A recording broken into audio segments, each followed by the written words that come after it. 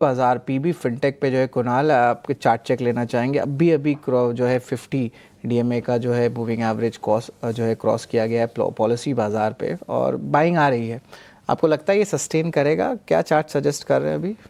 थोड़ा डिफिकल्ट लग रहा है मुझे शरद, बिकॉज लास्ट 3 डेज में स्टॉक ने ऑलमोस्ट 70-80-100 पॉइंट्स का करेक्शन देखा है। 1930-40 का हाई था 3 दिन पहले, 1800-1820 के आसपास कल का जो लो बनाया था स्टॉक में।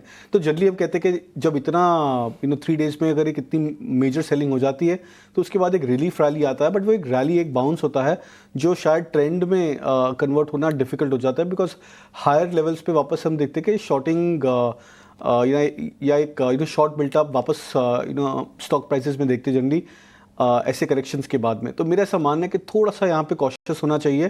जो मैं ट्रिगर पॉइंट यहाँ पे रखूँगा वो है 1850 का स्पॉट लेवल्स पे। तो अगर 1850 के आसपास आता है तो मेरे अनुमान से पोजीशंस थोड़ी सी और लाइट कर लेनी चाहिए लॉन्ग साइड पे, या कॉन्ट्रा ट्रेडर्स अगर यहाँ पे कॉन्ट्रा पोजीशन लेना चाहते हैं तो आई थिंक 1850 के आसपास एक अच्छा शॉर्ट भी बन सकता है स्टॉक पर। बिल्कुल 1850 पे जो है एक अच्छा शॉर्ट भी बन सकता है पीबी फिनटेक पे।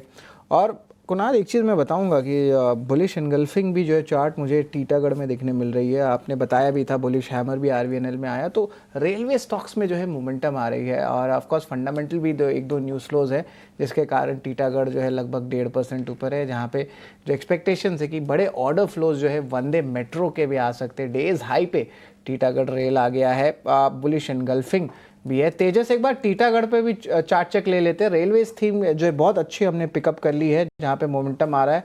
आरवीएनएल तो हमने देखा ही था, लेकिन एक बार टीटागढ़ पे आपकी व्यूज चाहिए। डेज हाई पे आ चुका है, 1.5% ऊपर है स्टॉक।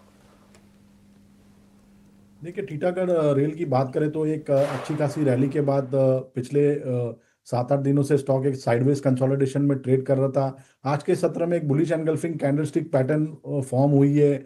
जो इसकी 50 दिन की मूविंग एवरेज है उसका रेजिस्टेंस 860-865 के करीबन है, उसके करीबन ही स्टॉक ट्रेड कर रहा है। मेरे हिसाब से 860-865 का लेवल अगर डिसिसिवली ये सस्टेन करेगा तो मुझे लगता है एक फ्रेश अपमूव आ सकता है स्टॉक में, और in that case stock can test a level of 885 and 905 on the higher side. So structure mildly positive है, just wait for a breakout above 865. ये बिल्कुल तेजस, तो ऑफकोर्स रेलवे थीम पे जो है अच्छी मोमेंटम देखने मिल रही है। और इंफ्रा स्पेस से जो है चंदन सर, आरबी इंफ्रा पे एक बार आपकी राय लेना चाहेंगे। Toll collections 12% year on year basis पे बढ़े हैं।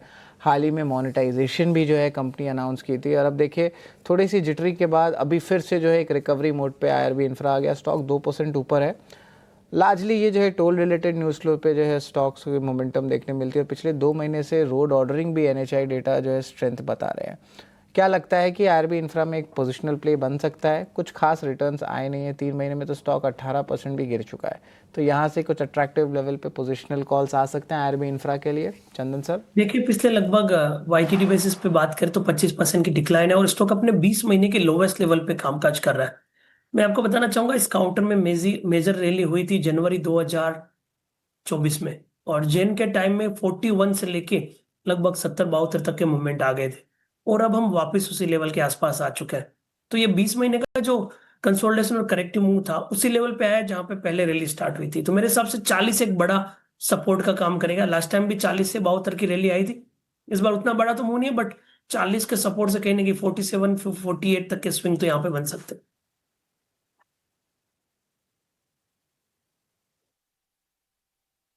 ठीक है, आईआरबी इंफ्रा को लेकर ये व्यू 2.25% की तेजी हम देख रहे हैं, क्योंकि टोल कलेक्शन में अच्छी ग्रोथ देखने को मिली थी आईआरबी इंफ्रा के।